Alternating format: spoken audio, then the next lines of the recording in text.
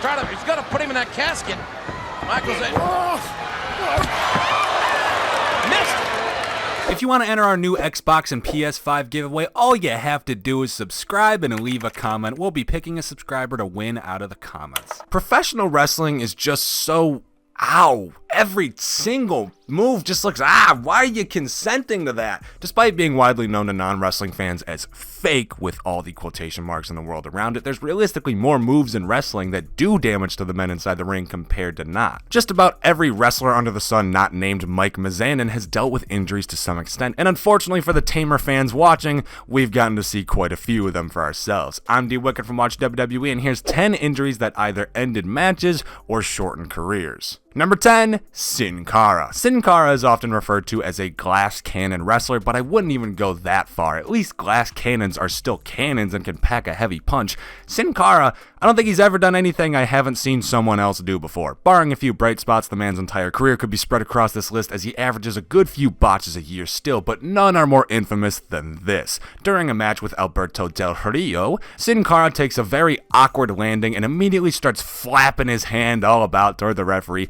desperately trying to call off the match as he snapped his finger. Broken, smack dab in half. Wrestlers never call off their own wrestling matches themselves. Never. Especially for an injury as comparatively tame as a finger snap to what we're going to see later on the list, so it's no surprise that Sin Cara lost a lot of his backstage cred right here. Yes, it was. Oh, and look at Sin Cara. Oh, man, did you see their heads hit? And the world champion is reeling, and Sin Cara may have hurt himself as well. Number 9, Sid. Sin Cara called off his match. Sid couldn't even walk out of his. Psycho's Sid Vicious is one of those guys whose best feature was the insane height that he held, especially over the average-sized competitors. He had an intimidating look, and he honestly wasn't that bad inside the ring when he was wrestling the style of a man that tall. WCW was stupid, and they wanted to try changing up the Sid character and adding more unique moves to his arsenal, and they requested him to go to the top rope. Why you would ever send a man that awkwardly tall to the top rope, I don't know, and how you didn't expect his leg to snap in half upon impact, I'm still not knowing. While we were watching the mystery opponent come in, now Sid Vicious up on top. Oh, that is difficult. Look at the left foot. That is so difficult. Number 8, Mick Foley. Sin Cara's entire career could be pointed to as a botch. Mick Foley's entire career could be looked at as an ongoing hardcore stunt desperately trying to outdo its last hardcore stunt. Foley ranks highly in terms of individual injuries. He might have the most of any single wrestler, to the point where the back of his autobiography is literally a picture of him with arrows pointing to all the different bones that he's broken in his body because Jesus Christ, Mick Foley, just take a nap already. There's too many matches to count here, and it's Mick Foley, so you know that he actually never let the match end. But if we had to pick one match to shorten the man's career more than any other, yeah, it had to be...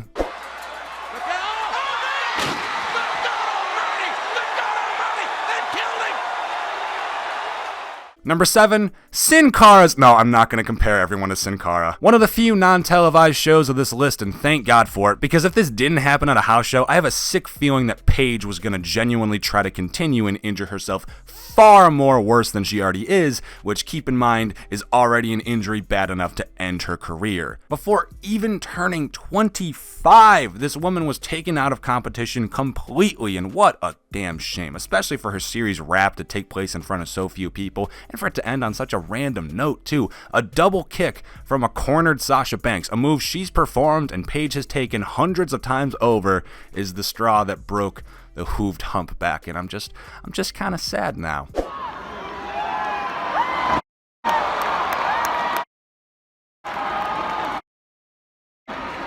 Number 6, Bret Hart. Calgary, Alberta for that one, and he plumbed Johnny, and Johnny goes to the referee. Oh, standing sidekick.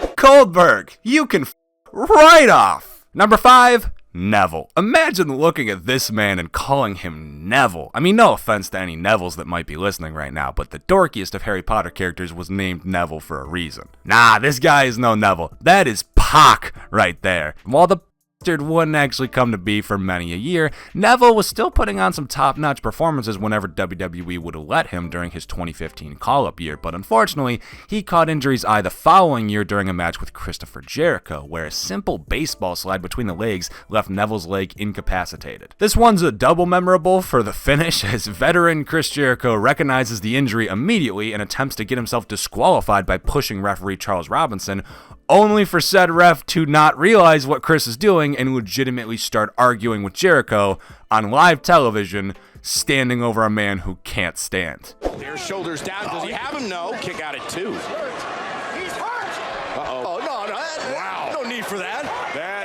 Number 4, Edge. Still brings me an unreasonable amount of joy. No, you know what? A very reasonable amount of joy that Adam Copeland has finally been greenlit on re-entering the squared circle, re-fulfilling his dreams, his life work. God bless the man. And while his work has already made me pine for those potential 9 years we missed out on, I'm still really happy Edge didn't test his luck and try returning to the ring before he was ready. It's a common misconception that Edge's final WWE match was against Alberto Del Rio at WrestleMania, where he'd defend his World Heavyweight Championship before showing up the next week, botch a spear on SmackDown that resulted in a neck injury, and he would retire as the champion. It's partially true. Most of that's true. Edge's last match, though, was actually on a random house show that took place after the botched spear, in a sort of Bret Hart scenario where Adam didn't really know how injured he was, so he went for one more match. Thankfully, it was only one more match. It was a multi-man match, so he wasn't in the ring that often, but still, watching the spear he goes for before it, Something's gonna be wrong. Wait a minute. Big Brutus Crane. What the hell is going on here? Oh, spear by the world champion Edge. Number 3, Stone Cold Steve Austin. For anyone who expected more entries on this list to be matches ending than just careers being shortened, sorry, maybe I should have pointed to the SummerSlam match between Austin and Owen Hart earlier, just to make sure everyone realized how insane professional wrestlers are when it comes to actually finishing matches, no matter what the circumstance is. Just like a concussed Brock Lesnar post-shooting star press landing on his damn head powered through a WrestleMania match, Steve Austin managed to take a pile driver that legit squished his neck, compressed the muscles inside of it down, and left him temporarily paralyzed during the match, and still finished the damn match. Please, no one watching this who enjoys living ever become a professional wrestler. Please. Let's see what Austin can do with Eamon. No. How about that? Tombstone. Tombstone. Number 2, Sting. If there was ever a match that really should have ended due to injury, it was probably this one. Props to Sting for pushing himself even into his 50s to finally step foot into WWE, get in that ring, but man, we did not get a great Sting. His segments, his backstage work, his promos, it was all fun, but there's no amount of Seth Rollins carrying that's going to turn it into a great match. And unfortunately, the buckle bomb struck once more. The same move that he would injure Finn Balor with, that Nia Jax would injure Kairi Sane with. It's a mystery to me why they'd even try the move on Sting. It's a move where you chuck a guy from... It's a move where the opponent is mid-air and then lands completely randomly based on how you threw them.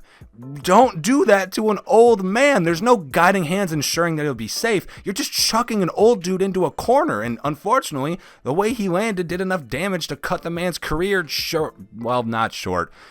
Not short. Shorter than it probably would have been because Sting's insane, but he's not short. Watching someone on the ground that I care about and idolize, and they're suffering and they're scared, and that's a terrifying feeling. And number 1, Shawn Michaels. Seeing as he's arguably the biggest draw in wrestling history, won us the Monday Night Wars, and had a more significant injury, most people see the Austin injury as a much more noteworthy one, and I agree. So let's shine a spotlight on someone else for once. Arguably the greatest professional wrestler of all time, the Heartbreak Kid himself. During his casket match at the Royal Rumble against The Undertaker, Shawn would take a devastating bump where he was chucked over the ring, all the way over the casket.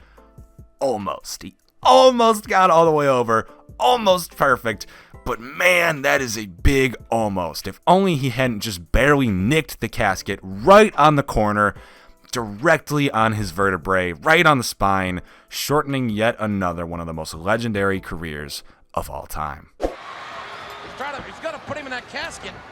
Michaels. Missed. And those are like 2 injuries that ended matches and a lot that shortened careers. What are your thoughts? Let us know in the comments down below. After liking the video, subscribe to the channel, and notifications, and that bell. Oh, I clicked Spotify instead of Audacity. What the